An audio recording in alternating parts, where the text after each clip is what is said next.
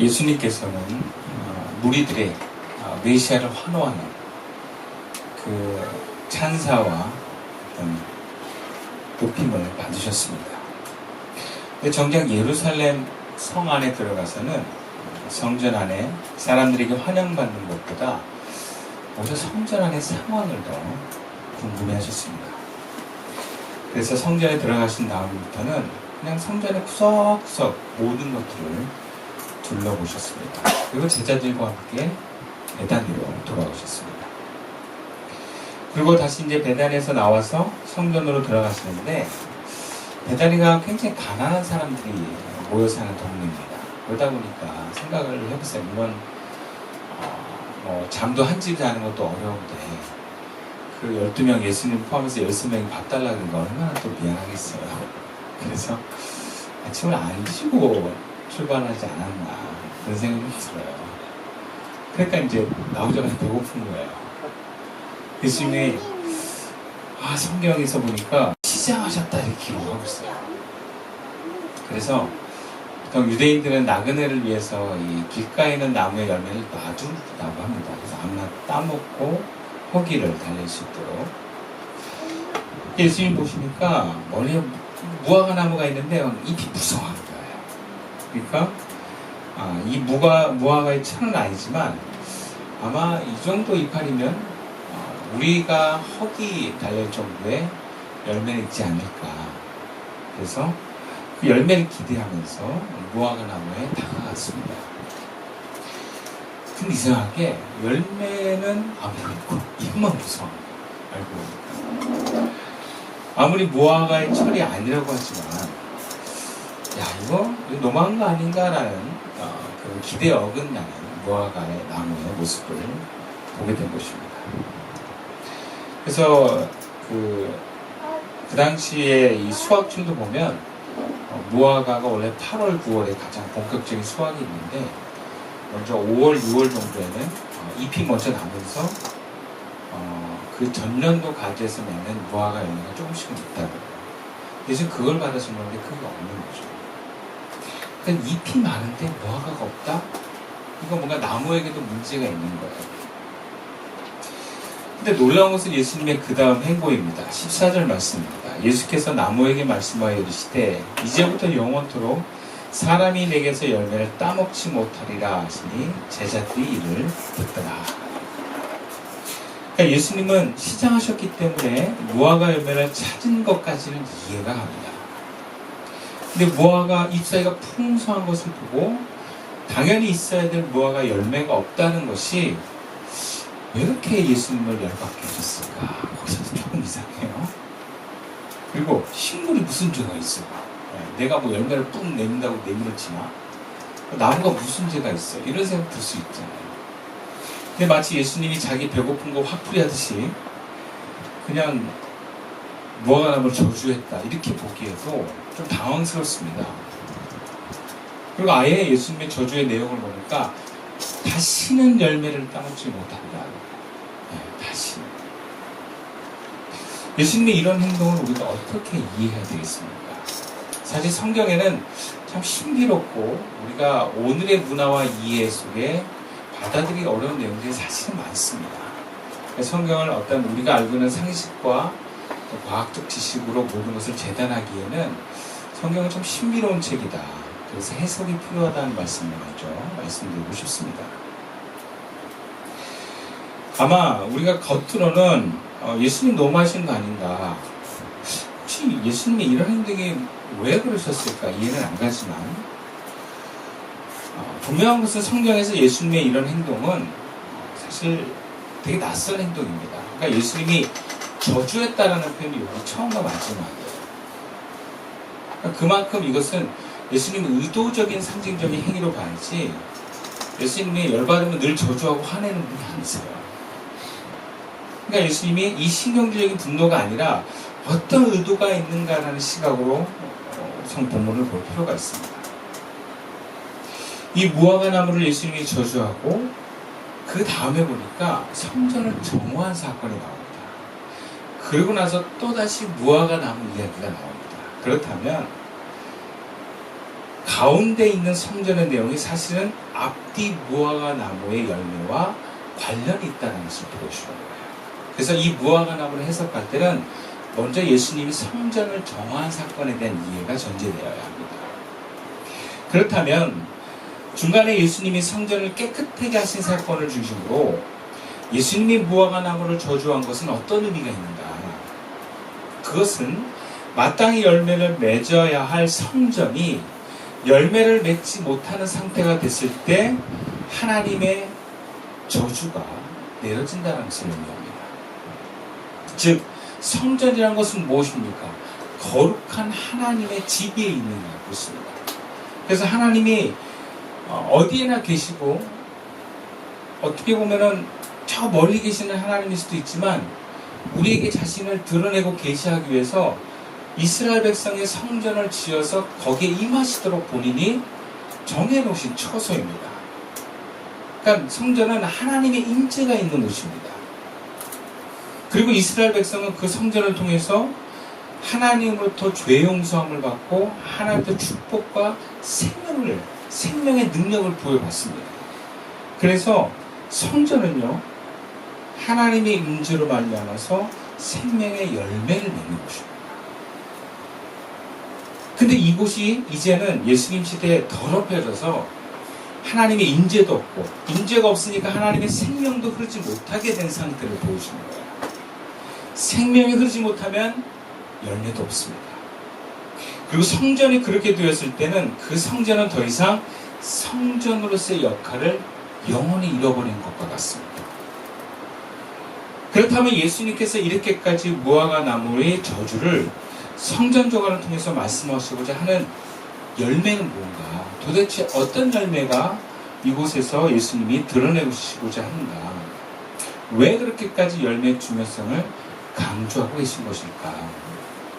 오늘 본문 25절 말씀에 이런 말씀이 있습니다. 서서 기도할 때에 아무에게나 혐의가 있거든 용서하라. 그리하여야 하늘에 계신 너희 아버지께서도 너희 허물을 사하여 주시리라 하십니다. 그러니까 예수님이 무화과 나무 얘기하고 성전 정화 얘기하고 또 무화과가 저주받은 이야기를 하면서 결국 예수님이 가장 마지막에 얘기하시는 이야기가 용서에 대한 얘기를 하고 있는 거예요. 그냥 뜬금없이 용서가 아니라 앞에서부터 쭉 연결되면서 저주와 그 다음에 믿음 얘기를 하면서 열매로서 용서를 얘기하고 있는 것입니다. 그러니까 용서를 얘기하기 위해서 앞에서부터 쭉 얘기했다라고도 볼 수 있는 문맥이에요. 이것은 하나님과 연결된 하나님의 백성들이 하늘에서 하나님이 우리를 용서하신 것 같이 나도 이 땅에서 다른 사람들을 용서해야 되는 것, 그것이 우리가 맺어야 될 열매라는 것을 알려주시는 것입니다. 성전의 가장 중요한 기능이 뭔지 아십니까? 용서의 기능이에요. 성전은요, 하나님의 명한대로 재물을 가져오고 그 재물에 자기를 죄를 안수합니다. 소를 가지고 오면 소에게 안수를 해요. 그래서 내 죄가 이 소에게 다 전가됐습니다. 그리고 그 소를 번제단에 잘라가지고 태워버려요. 그러면 나 대신 소가 죽는 거예요. 그러니까 우리가 하나님 앞에 죄의 삭은 사망이라서 죄 지으면 죽어야 돼요. 근데 내가 죽을 수 없잖아요. 그러니까 죄 없는 소를 대신 죽게 하는 거예요. 그래서 제사는 뭐냐? 그 소를 대신 죄를 지으면서 죽게 함으로 내가 하나님 앞에 용서받는 게 제사예요. 그 제사가 가장 구체적으로 이루어지는 중심이 성전인 것입니다. 예루살렘 성전이에요. 이전에 예수님이 오시기 전에 모세 시대는 광야에서 그 성전이 있고 성막이 있었는데 이제 이 땅에 정착을 하면서 고정적으로 세운 그 성전이 바로 이 솔로몬 때부터 이 성전이 된 것입니다. 그러니까 성전의 가장 핵심적인 역할은 하나님이 우리의 죄를 용서하시는 그 정화의 역할을 하는 것이에요. 그러면 그 용서를 받은 백성들은 또 내가 나에게 잘못한 사람들 용서하는 삶으로 이렇게 순환되는 것입니다. 이것을 다른 표현으로 얘기하면 하나님을 사랑하고 이웃을 사랑하는 삶을 사는 것과 같은 거예요. 잎이 무성한 무화과는 어떻게 보면 그 당시 화려한 성전의 겉모습과 같은 것이라고 할 수 있습니다. 그러면 사람들이 어떤 생각을 들면 야, 저렇게 화려하고 멋진 성전에 가면 하나님의 큰 은총과 용서가 있을 거야 라고 생각할 수 있어요. 그래서 마치 예수님이 저 잎이 무성한 나무에 열매가 있을 것이다 라고 기대하고 가는 것과 같아요. 그러니까 그 당시의 상황은 뭐냐, 성전이 화려했습니다. 헤롯이 건축 천재였기 때문에 이 유대인들의 마음을 사기 위해서 성전을 굉장히 멋지게 지었습니다. 그래서 사람들이 그것 때문에 헤롯을 봐주는 것도 있었어요. 그리고 성전이 얼마나 막 멋지고 막 어떤 그 성스러운 어떤 그런 기운을 뿜었는지 막 전 세계에서 유대인들이 그곳에 1년에 한 번씩 이상 모여서 제물을 바쳐서 하나님께 제사 드리는, 그것이 가장 강력하게 돌아가고 있던 그런 장소였어요. 그러니까 우리는 당연히 열매가 있을 거라고 그 당시 유대인들은 생각했을 것입니다. 거기서 제사를 드리는 사람들은 분명히 용서를 받았을 거라고 생각을 했을 것입니다. 근데 예수님 눈에는 아닌 거예요. 막상 들어가 보니까 예수님이 다 성전을 꼼꼼하게 살펴봤잖아요. 아닌 거예요. 성전은 엉망진창이 된 거예요. 성전 뜰에서 하지 말아야 될 장사행위가 일어나는 거예요. 당시에 돈과 비둘기는 가난한 사람들이 소나 이런 양을 살 수가 없기 때문에 그것을 통해서 하나님 앞에 죄를 용서하는 그런 도구들이에요. 또 동전도 외국에서 온 사람들이 그 성전에 바칠 만한 돈으로 바꾸기 위해서 그런 곳인데, 그것을 이제 커미션을 주면서 장사를 하는 거예요. 그리고 그 커미션은 또 이 성전의 이 제사장들한테 또 이게 내놓을 이렇게 하는 거예요. 그걸 그 당시에는 이 생각을 해보세요. 멀리서 재물을 가지고 올 수 없으니까 와서 사야 되잖아요. 근데 원래 성전 앞에 있는 감람산이라는데 그런 시장들이 다 있었대요. 근데 다른 상인들이 더 좋은 몫을 차지하기 위해서 성전 안까지 돈을 더 주고, 그리고 그 돈을 누가 가져가요? 거기 제사장들이 가져가요. 또 얼마에 막 내걸 바치고.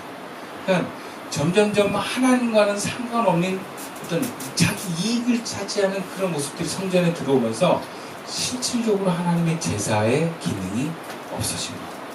예수는 그거 본 거예요. 그래서 뭐라고 합니까? 예수님께서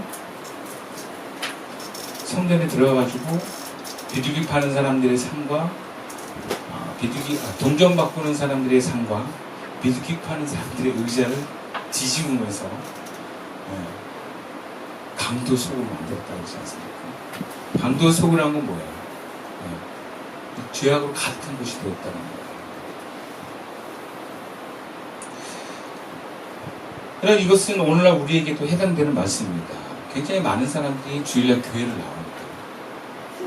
그리고 나름대로 날마다 기도한다고 합니다. 성경도 봅니다. 그리고 우리는 수련회까지 1년에 2번씩 봅니다. 그러면 마땅히 우리 삶에 열매가 있어야 됩니다. 근데 막상 예수님께서 그렇게 종교 생활하는 성도들에게 열매를 찾아보니까 열매가 없는 경우가 많아요. 겉으로 보여주는 종교 생활만 있지 열매가 없는 거예요. 그러니까 우리가 예를 들어서 시성교회 여름수련회를 잘 마치고 왔는데, 우리가 그러면 그 열매에 따른 용서의 삶이 있어야 되는데 더 주변 사람들을 미워하고 열받게 하는 사람들을 나도 열받게 하면서 뭔가 이렇게 더 사람들을 밀어내는 쪽으로 내가 살고 있다. 용서가 안 되는 거죠. 그럼 그러면 어떻게 됩니까? 용서 안 할 수도 있지 않냐 이렇게 생각할 수 있어요. 아니 저쪽이 다 열받게 하는 걸 어떡하냐고 하면서 내가 가만히 있는데 건드리니까 내가 일부러 그런 게 아니야. 날 자꾸 건드리잖아. 열받게 하잖아. 우리가 정말 용서가 안 되는 경우가 되게 많아요. 생각보다. 왜? 나는 가만히 있는데 주변에 가만 안 놔둬. 내가 일부러 누구 막 열받게 하고 그런 게 아닌데 그냥 누가 날 건드려 그냥. 화가 나 그냥. 그 주변에 가까운 사람이 또 그렇게 나를 열받고. 그러면 용서라는 건 뭐냐면 내가 그 사람에 대해서 복수할 게 없는 게 용서예요. 그러니까 뭔가 대받아치거나 화를 내거나 너 나한테 사과해야 돼 이런 게 없고 그냥 너하고 나 사이에 아무것도 빚진 게 없어. 이게 용서거든요. 근데 그게 잘 안 되는 거죠. 근데 내가 잘못한 것도 아닌데 내가 왜 용서해야 되냐 그럴 수 있는데 용서 안 하면 안 되는 게 오늘 예수님이 이렇게 말씀하시기 때문에 그래요. 20절과 21절 말씀이에요. 그들이 아침이 지나갈 때에 무화과 나무가 뿌리째 마른 것을 보고 베드로가 생각이 나서 여짜오되 랍비여 보소서 저주하신 무화과가 말라나이다. 여러분 우리가 용서를 못하게 되면 어떻게 되냐? 말라버려요. 이 말른다는 게 뭐냐? 생명의 진액이 없어진다. 공급이 안 된다. 그럼 어떻게? 이파리도 마르고 열매도 못 먹습니다. 저희 서울에 있는 목사님 가시는 사무실에 그 올리브 나무도 있고 무화과 나무도 있거든요. 요번에 무화과 나무가 아주 그 더위에 관리가 안 돼가지고 말라 죽었어요. 근데 보니까 먼저 열매가 툭 떨어지더라고요. 그러고 나서 잎이 쫙 말라지더라고요. 입이 다 떨어져요. 그래서 정말 가지만 남는데 야 말라버린다는 게 이런 거예요. 제가 시청각 교육을 바로 했거든요. 그러니까 우리 삶이 용서를 안 하는 게 당연한 게 아니라 적어도 하나님과 연결되는 우리가 용서를 안 하게 되면 우리 삶 자체가 말라버리는 거예요. 성령의 열매도 맺지 못하고요. 보기에도 뭔가 이 생명력이 없는 사람이 되는 거예요. 우리 교회에서는 그런 걸 종종 관찰할 때가 있어요. 우리 교인들 중에 지금은 아닌데 예전에 뭔가 하나님하고 딱 맡기면서 해결이 안 돼가지고 점점 말라가는 사람을 우리가 관찰할 기회가 몇 번 있었거든요. 근데 회복이 안 돼요. 결국 말라가면 하나님하고 다시 안 뚫리면 결국 우리 교회를 나가기도 하지만 굉장히 그 삶 자체가 피폐해지는 모습입니다. 그래서 목사가 그 교회에서 이제 신방을 할 때 그런 것들 다 체크를 하는 거예요.